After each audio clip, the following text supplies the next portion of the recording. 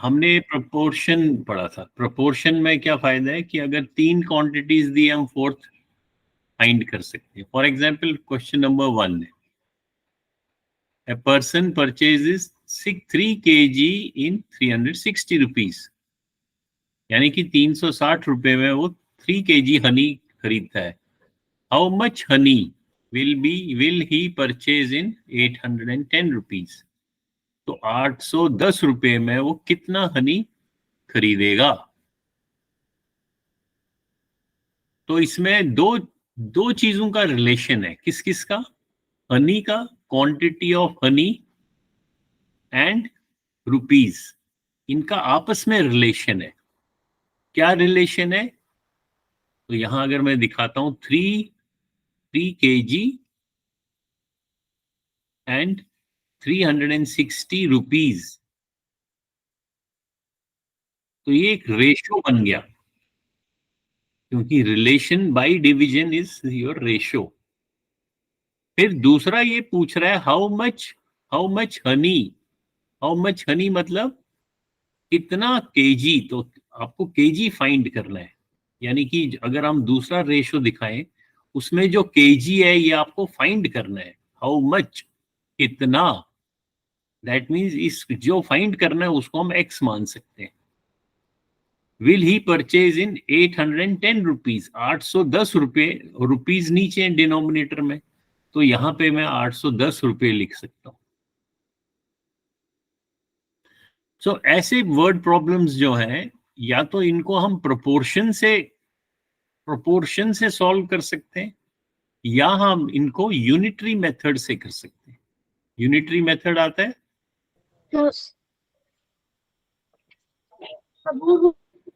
हाँ?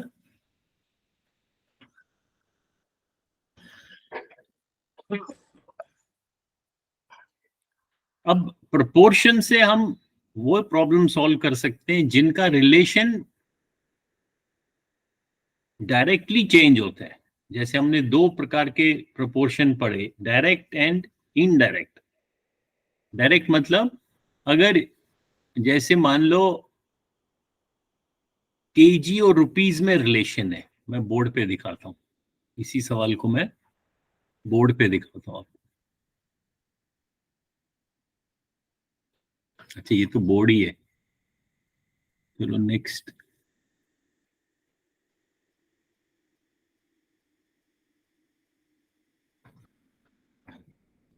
एक और बोर्ड खोलता हूँ।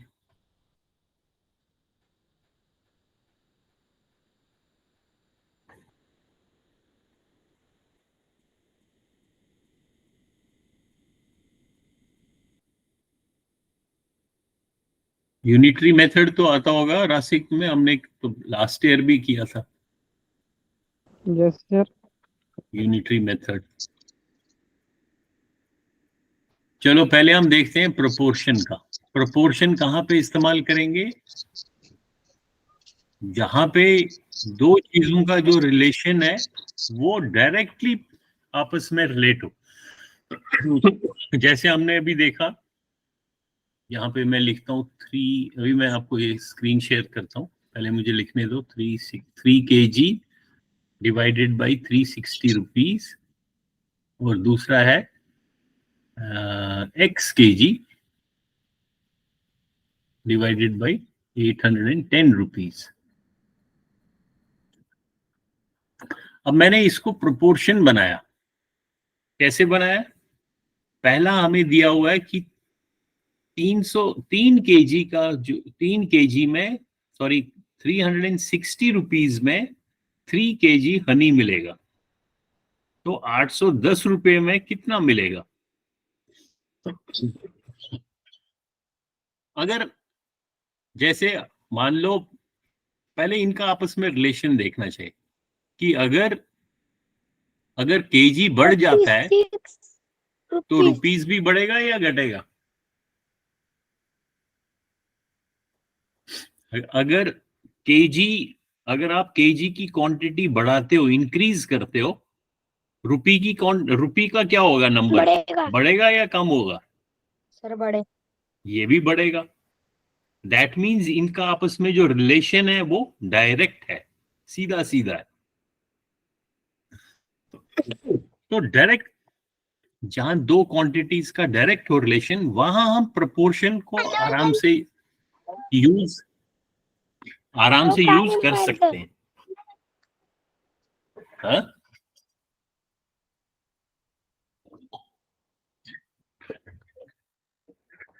तो मैं क्या करूंगा, x kg मैंने फाइंड करना है, इसलिए क्योंकि kg न्यूमरेटर में, इसलिए यहां भी मैंने x kg न्यूमरेटर में लिखा, रुपीस डिनोमिनेटर में, इसको भी डिनोमिनेटर में लिखा, और बीच में ये प्रोपोर्शन को यूज किया, इक्वल है। अब मुझे x फाइंड करना है, तो मैं इनको क्रॉस मल्टीप्लाई करता हूँ। हाँ, तो 3 को मल्टीप्लाई किया 810 से, इज इक्वल टू x को मल्टीप्लाई किया 360 से। अब ये मेरे पास इक्वेशन है और मेरे को x फाइंड करना है। तो x जहां पे भी हो, वो राइट साइड में हो या लेफ्ट साइड में हो, उसको आइसोलेट करना चाहिए, उसको अलग करना चाहिए। अलग कैसे करोगे? अब राइट साइड में x है, इसको अलग करने के लिए मैं क्या कर सकता हूं? इसको अलग करने के लिए मैं 360 से, अगर ये मल्टीप्लाई हो रहा है 360 से, इसको मैं डिवाइड करता हूं। जब 360 से डिवाइड करूंगा, ये 360 और 360 कैंसिल हो जाएगा, x अलग हो जाएगा, आइसोलेट हो जाएगा। लेकिन 360 राइट साइड को मैंने अगर 360 से डिवाइड किया, तो मुझे लेफ्ट साइड को भी करना पड़ेगा 360 से। तो राइट साइड में तो x बच गया, लेफ्ट साइड में इसको सॉल्व कर लो। ये 0 और 0 कट गया, 3 1 जा 3, 3 12 जा 36। अब देखो 3 से कटेगा, 3 4 जा 12, 81 तो 3 से डिविजिबल है, 3 2 जा 6, 21, 3 7 जा 21। सो x की वैल्यू क्या मिली मेरे को? 27/4। अब तो ये पूरा पूरा डिवाइड नहीं होगा, तो आप इसको डेसिमल में आंसर दे दो। तो आप 27 को 4 से डिवाइड कर लो। 4 6 जा 24, 3 ऊपर डेसिमल, यहाँ 0, 4 7 जा 28, 2 0 4 5 जा 20। So answer is 6.75। 6.75 क्या होगा? उसका आगे क्या होगा यूनिट? केजी। केजी, क्योंकि x के साथ तो केजी लिखा हुआ है, तो हमारे को आंसर है 6.75 केजी। तो ये फायदा है प्रोपोर्शन को यूज करने के लिए। लेकिन इसमें ये ध्यान रखना है कि जो हमारे को रिलेशन दी हुई है, जैसे यहाँ हनी की क्वांटिटी और रुपीस की क्वांटिटी की जो रिलेशन है, वो आपको देखना चाहिए कि अगर जैसे यहाँ पे रुपीस इनका डायरेक्ट है या इनवर्स है। यहाँ पे तो रिलेशन डायरेक्ट है कि अगर मैं रुपीस बढ़ाता हूं, मुझे केजी भी बढ़ जाएगा। या अगर मैं उल्टा सोचूं कि हनी ज्यादा खरीदना है, क्वांटिटी मैंने बढ़ा दी, तो रुपीस भी बढ़ जाएगा। जहां डायरेक्टली एक दूसरे का रिलेशन डायरेक्ट है, मतलब ये भी बढ़ेगा और ये भी बढ़ेगा, उस केस में हम प्रोपोर्शन आराम से यूज कर सकते हैं। लेकिन जहां पे इनवर्स होगा, जहां पे इनका रिलेशन उल्टा है, वहां पे प्रोपोर्शन नहीं यूज करना चाहिए, वहां पे यूनिटरी मेथड यूज करना चाहिए। यूनिटरी मेथड, यूनिटरी मेथड आता है ना?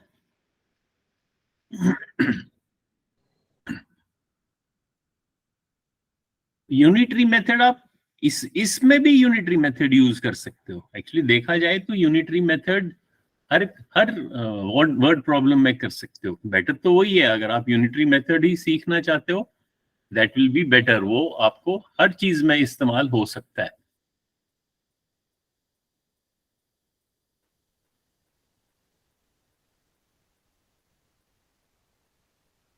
फॉर एग्जाम्पल हमारा क्या क्वेश्चन था, कहाँ गया? ये वाला था। अगर अब हम अभी देखो सेकंड में, देखो ये भी डायरेक्ट है। Cost of 20 cold drink is इतना rupees, how much will be cost of 35 such drinks.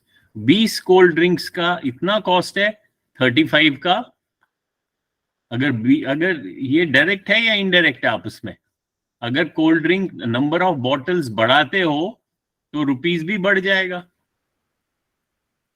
Yes, sir. तो Sir, ये direct. भी, ये भी डायरेक्ट है। सो इसको आप यूनिटरी मेथड भी यूज कर सकते हो और प्रोपोर्शन भी यूज कर सकते हो। लेकिन जहां इनडायरेक्ट है, फॉर एग्जाम्पल ये वाला देखते हैं। If 50 people can construct a wall in 15 days, then in how many days 75 people will construct the same wall? यहाँ wall लिखा है या well लिखा है? इसका क्या मतलब हुआ कि अगर 50 लोग एक वॉल, एक दीवार को 15 दिन में बनाते हैं, तो 75 पीपल कितने दिनों में बनाएंगे? अब देखो इनका पीपल का और डेज का डायरेक्ट है या इनडायरेक्ट है? यानी कि जब हम पीपल बढ़ाएंगे, जब हम ज्यादा लोग, अगर Sir, indirect. इनडायरेक्ट है, अगर मैंने पीपल के, अगर मैंने 50 के बदले 100 लोग इस्तेमाल किए तो दिन कम लग जाएंगे। यानी कि Yes, sir. Number of people and number of days का आपस में रिलेशन क्या है? इनडायरेक्ट। सीधा सीधा नहीं है, उल्टा है। अगर लोगों की नंबर बढ़ गया, दिन का नंबर घट जाएगा। तो इस केस में हम यूनिटरी मेथड ही इस्तेमाल करते हैं। यूनिटरी मेथड क्या कैसे करना चाहिए? यूनिटरी मेथड याद है किसी को? कोई बता सकता है? Sir, first we have to divide 15 upon 50 upon 15. Hmm. Then find the value of each people in a day. देखो अभी, हाँ दैट इज ट्रू। ईच, अभी देखो हमें क्या करना चाहिए, मैं कुछ स्टेप्स बताता हूँ, उसको अगर आप एक बार याद रखोगे तो कभी गलती नहीं होगी। ये वाला मैं फिर से कॉपी करता हूँ नेक्स्ट स्लाइड पे। अरे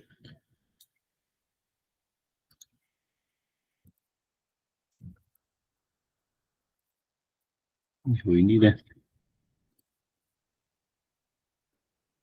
चलो इसको यहाँ पे लिखते हैं, बाद में करते हैं। सबसे पहले हमें जब भी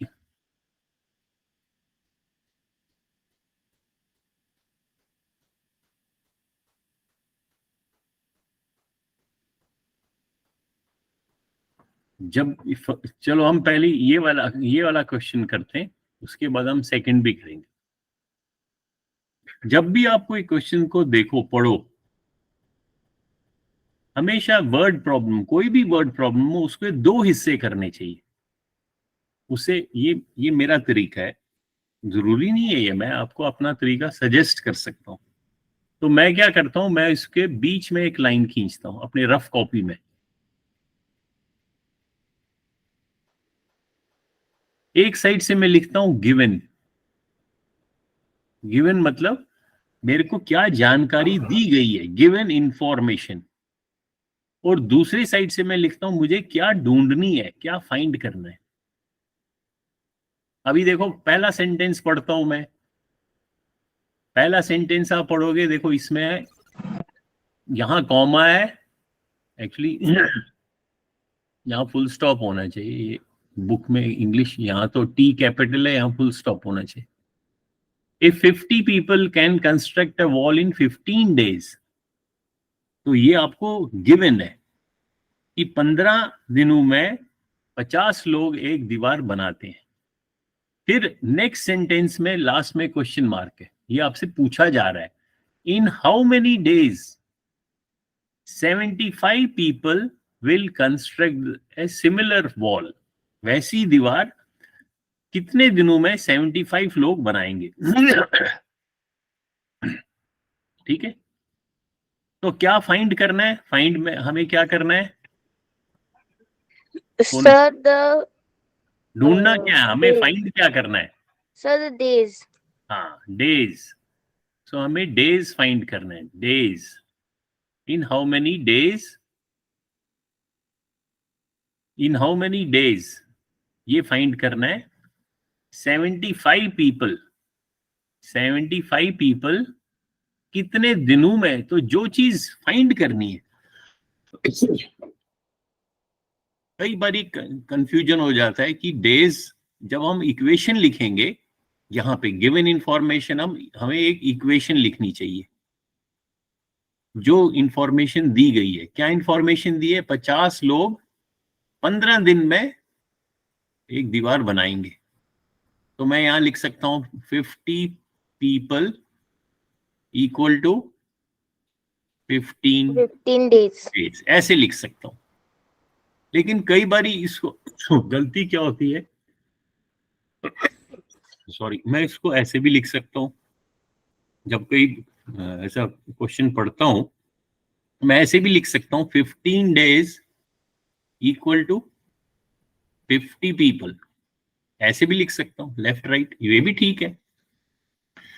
लेकिन उसमें दिक्कत क्या होती है बाद में, जब मैं यूनिटरी स्टेप, नेक्स्ट स्टेप, ये फर्स्ट स्टेप है, जब नेक्स्ट स्टेप मुझे एक यूनिट का निकालना है, वहां पे गलती हो सकती है. इसलिए उसमें एक एक क्लू है, एक इजी तरीका ये है कि जो चीज फाइंड करनी है आपने, उसको आप राइट साइड पे लिखो. फिर गलती नहीं होगी. ठीक है, ये एक आपको मैं हिंट देता हूं. क्या हिंट है? Whatever you have to find, यहां लिख सकते हैं आप. वॉट एवर, जो भी आपको ढूंढना है, whatever you have to find, keep that quantity on right hand side. फिर गलती नहीं होगी. दैट मीन्स, और राइट हैंड साइड कहां पे देनी है? इस गिवन इंफॉर्मेशन. इसका मतलब है डेज को मुझे राइट में लिखना चाहिए, फिर गलती नहीं होगी. तो मैं इसको मिटाता हूं, इस इक्वेशन को ठीक करता हूं. मैं लिखता हूं 50 पीपल, या रेड कलर से लिखता हूं 50 पीपल कितने दिन में बनाते हैं?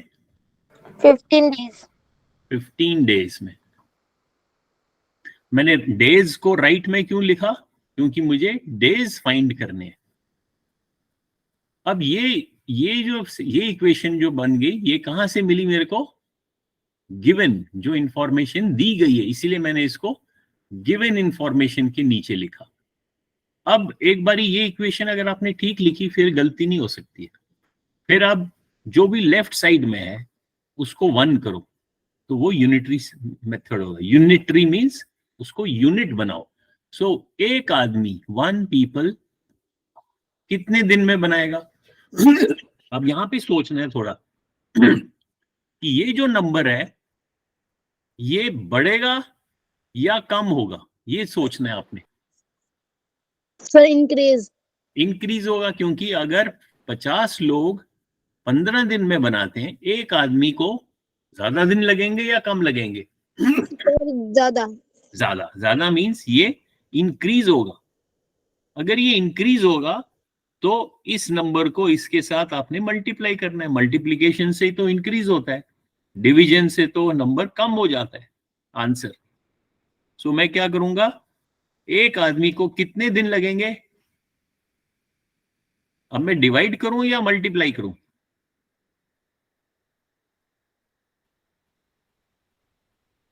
बताओ.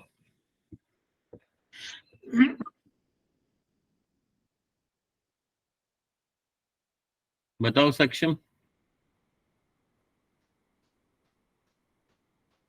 सक्षम तो चला गया शायद. कौन बताएगा? रासिक आप बताओ। Yes, sir. 50 लोग को 15 दिन लगेंगे, एक आदमी को ज्यादा दिन लगेंगे या कम? 50 लोग को 15 दिन देंगे। 50 लोगों को, हाँ मल्टीप्लाई हाँ, नहीं पहले मैं रासिक से पूछ रहा हूँ कि 50 लोगों को 15 दिन लगते हैं, एक आदमी को, 1 पर्सन, पी है पीपल, या तो एक आदमी को ज्यादा दिन लगेंगे या कम?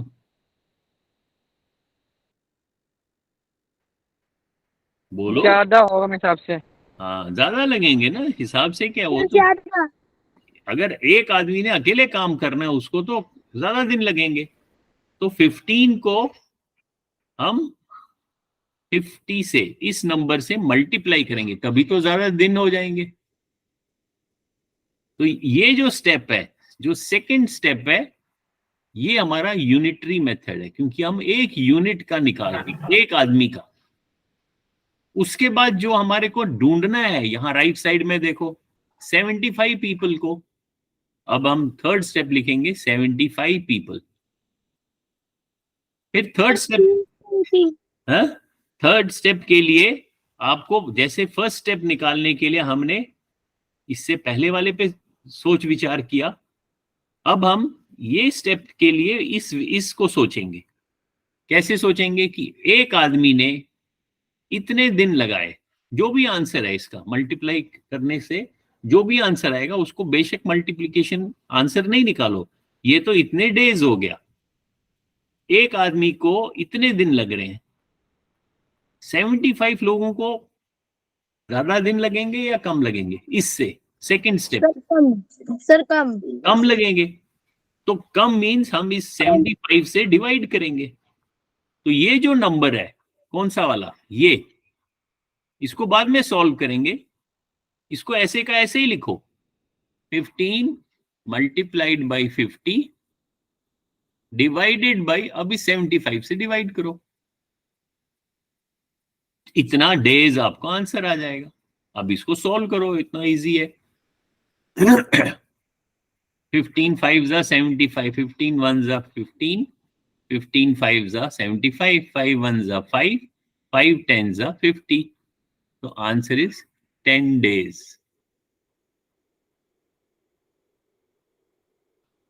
समझ में आ गया? यस ये स्टेप याद रहा? यस सर यस सर अगर ये स्टेप याद रहा तो यूनिटरी मेथड में कभी गलती नहीं होगी। और उसके लिए इंपॉर्टेंट ये है कि जो भी आपको फाइंड करना है उसको पहली इक्वेशन, जो गिवन इक्वेशन है, उसके हमेशा राइट हैंड साइड पे रखना, फिर गलती नहीं होगी। अगर ये किया तो चलो ये सेकंड वाला करते हैं क्वेश्चन। अब देखते हैं कौन करेगा, कॉपी में जल्दी से करना ये वाला।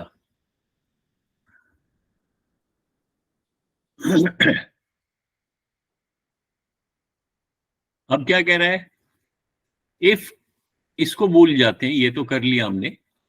अब सेकंड क्वेश्चन देखते हैं। If 25 people can reap the field crop, reap मतलब उसको मान लो उगाना है या उस पर काम करना है, जो भी क्रॉप, जो भी फसल उगानी है, 25 लोग 9 days में करते हैं। In how much time will be taken by 15 people to reap the same crop?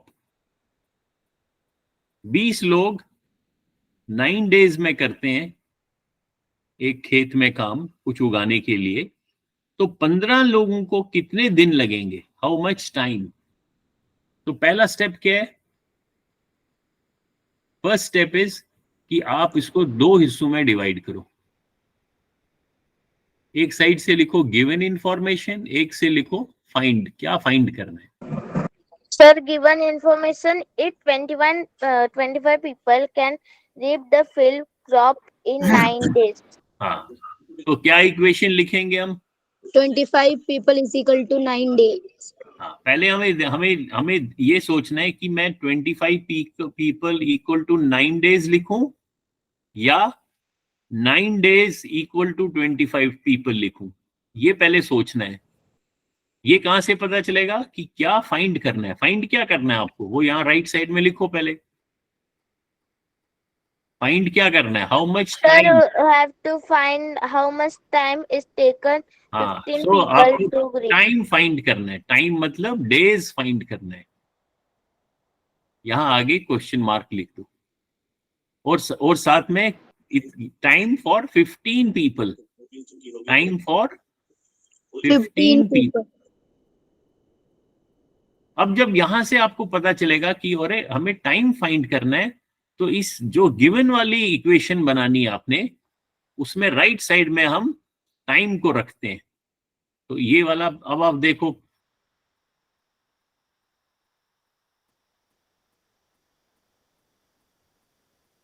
तो इक्वेशन क्या बनेगी? टाइम राइट में रखना है तो 9 डेज में राइट में रखूंगा और 25 पीपल लेफ्ट में रखूंगा। फिर ठीक। यूनिटरी मेथड लगाऊंगा कि एक आदमी ज्यादा दिन में करेगा या कम में। सर ज्यादा ज्यादा। में। मोर मोर मीन्स ये मल्टीप्लाई हो जाएगा, तो 9 इंटू 25। और फिर जितने का फाइंड करना है 15 पीपल। अब ये लास्ट स्टेप देखने के लिए फिर से सेकंड स्टेप को देखना है कि एक आदमी इतने दिन में काम करता है, तो 15 लोगों को इससे कम लगेगा। तो जो ये नंबर है, इसको मैं डिवाइड करूंगा 15 से और वो मेरा आंसर आ जाएगा। ठीक है। Yes sir. तो ये तो हुआ यूनिटरी मेथड। यूनिटरी मेथड काफी इंपॉर्टेंट है। अगर आपको एक बार समझ में आ गया तो कोई भी टाइप का वर्ड प्रॉब्लम, ऐसे ऐसे क्वेश्चंस को बोलते हैं वर्ड प्रॉब्लम, क्योंकि वो वर्ड्स में लिखी होती है प्रॉब्लम। वर्ड प्रॉब्लम, या इनको हम स्टेटमेंट्स भी कहते हैं, स्टेटमेंट प्रॉब्लम, क्योंकि आपको कुछ स्टेट किया है, कुछ इंग्लिश लैंग्वेज में आपको कोई चीज बताई गई है। तो आपको सबसे पहला स्टेप है क्या? पहला स्टेप क्या है? आपको रफ कॉपी में दो चीजों में डिवाइड करना चाहिए। क्या इंफॉर्मेशन गिवन है, क्या फाइंड करनी है, और वो यहाँ पे लिखना चाहिए। Sir, the answer is 3,375. हाँ, वो तो छोड़ो, आंसर तो खुद करना। मैं अभी सिर्फ समझा रहा हूँ कि यूनिटरी मेथड के स्टेप्स आपको अच्छी तरह याद रखने चाहिए। तो तब कोई भी टाइप का क्वेश्चन हो, जैसे आप मान लो हम कोई और भी देख सकते हैं।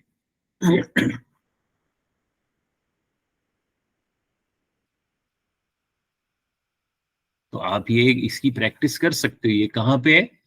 ये 607 में है।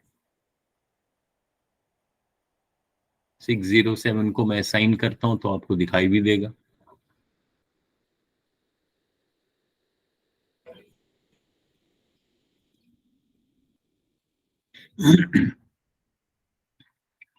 तो 607 में कई सारे क्वेश्चंस होंगे, या तो उसकी फिर मैं अलग से एक आपको असाइनमेंट बना लेता हूँ। इसकी जो नीचे क्वेश्चंस हैं, ठीक है, उनका मैं एक अलग से बना दूंगा और उसकी आप खूब प्रैक्टिस कर सकते हो। जैसे मान लो कोई, हम यहाँ देखते हैं।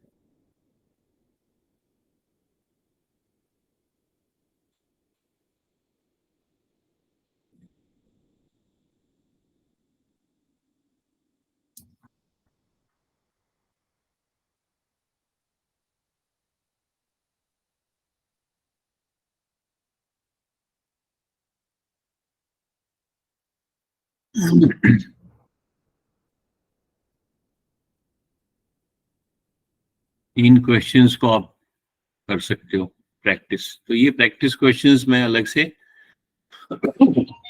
आप लोगों को दे सकता हूँ, या तो आप यहाँ से भी कर सकते हो, 607 से भी।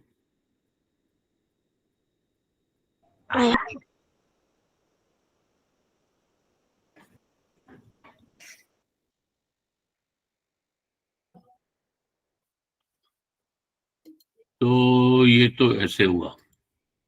अब क्या टाइम कितना बचा? हमारे पास 8:15 पे इंग्लिश क्लास होगी. Now we have 15 minutes. तो आई थिंक ये तो हुआ. This is about ratio and proportion, which is topic number 6. Now quickly we should do, maybe not quickly, we can just start today. आज थोड़ा सा start करते हैं, फिर कल वेंसडे, कल इसको हम डिटेल में करेंगे. परसेंटेज को,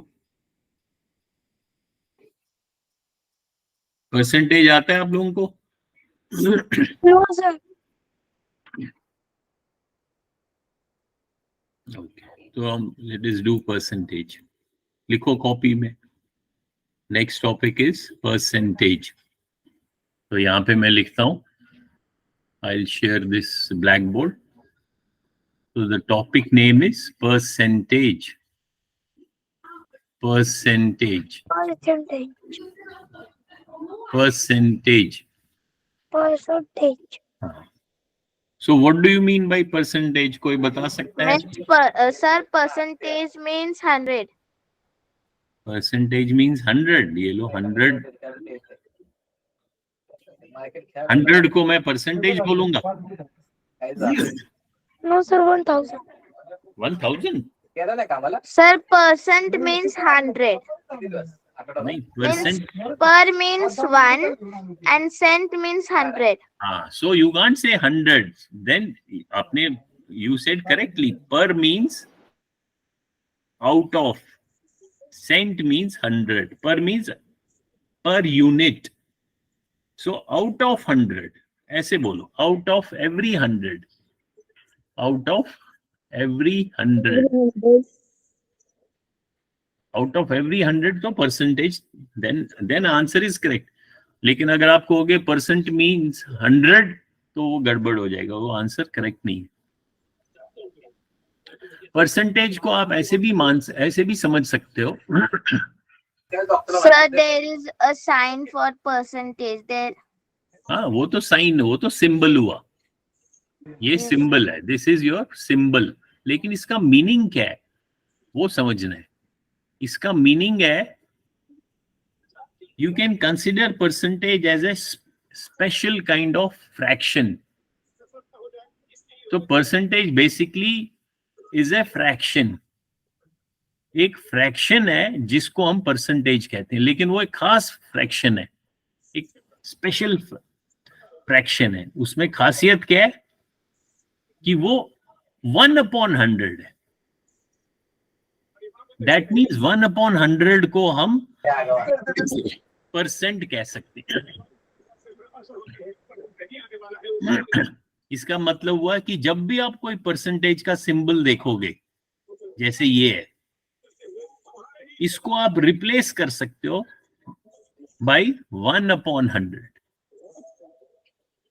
ये तो बहुत इजी हो गया. इसका मतलब है कि ये जो फ्रैक्शन है 1/100, इसी का नाम परसेंटेज है.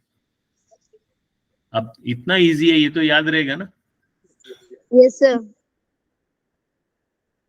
अगर मैं लिखता हूं, अब मैं कहता हूं 20%, तो मैं कैसे लिख सकता हूं?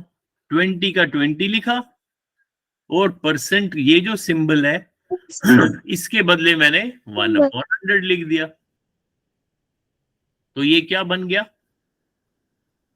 100. 20/100. दैट मीन्स कोई भी परसेंटेज को मैं फ्रैक्शन में कन्वर्ट कर सकता हूं इजिली.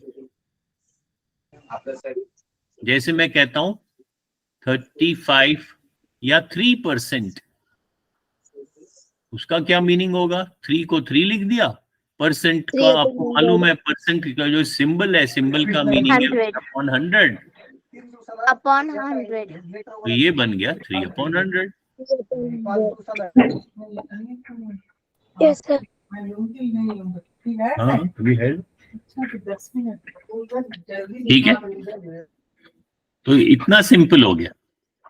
फिर हमने ये भी सीखा था कि अगर ये फ्रैक्शन है, इसको हम डेसिमल में भी लिख सकते हैं. Yes, sir. Sir, जितने 0.03. हाँ, जितने नीचे जितने भी जीरो हैं, 2 जीरो हैं, तो 2 प्लेसेस के बाद न्यूमरेटर को डेसिमल लगाना है। दैट मींस ये जो परसेंटेज का सिंबल है, इसको हम डायरेक्टली डेसिमल में कन्वर्ट कर सकते हैं। परसेंटेज मींस 2 प्लेसेस ऑफ, क्योंकि नीचे 1/100 हो गया, तो जितना भी होगा, फॉर एग्जाम्पल अगर मैं कहूंगा convert 15% into decimal, convert 15% into decimal number, decimal form। अब तो बहुत इजी हो गया। Sir, जो भी 0.15. जो भी ये नंबर है, पहले 15 लिख दो, और अगर डेसिमल है तो 2 प्लेसेस को लेफ्ट पे ले जाओ डेसिमल को, और अगर फ्रैक्शन में कन्वर्ट करना है तो 15 upon 100. तो ये तो इतना इजी हो गया फ्रैक्शन। Yes, sir. ये तो हो गया कि जब मैंने फ्रैक्शन का सिंबल दिया है, आप उसको नंबर में कन्वर्ट कर रहे हो। यानी कि हमने क्या सीखा आज कि percentage you can easily convert into fraction form, and then you can easily convert into decimal form। और इसका उल्टा भी ठीक है, डेसिमल को आप फ्रैक्शन में कन्वर्ट कर सकते हो, सर, मुझे नहीं और फ्रैक्शन वापस परसेंटेज में कर सकते हो।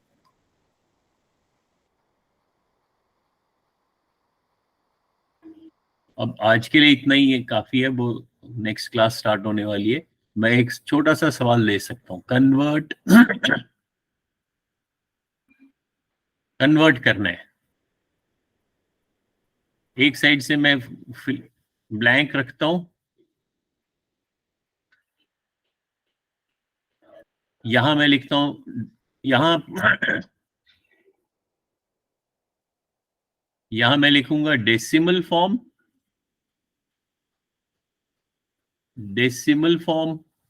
यहां लिखूंगा फ्रैक्शन फॉर्म, यहां लिखूंगा परसेंटेज।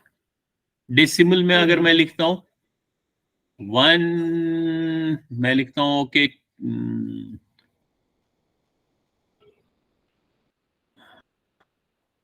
नहीं खैर, यहां मैं लिखता हूं डेसिमल में लिखता हूं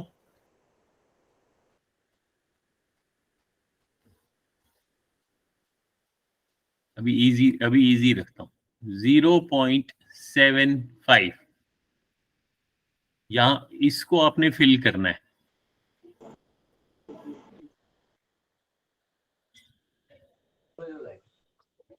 फिर यहां पे मैं लिखता हूं 26%। फ्रैक्शन में आपने लिखना है, डेसिमल में लिखना है, और लास्ट में मैं लिखता हूं 15, अब थोड़ा डिफिकल्ट कर देता हूं, 15.5%।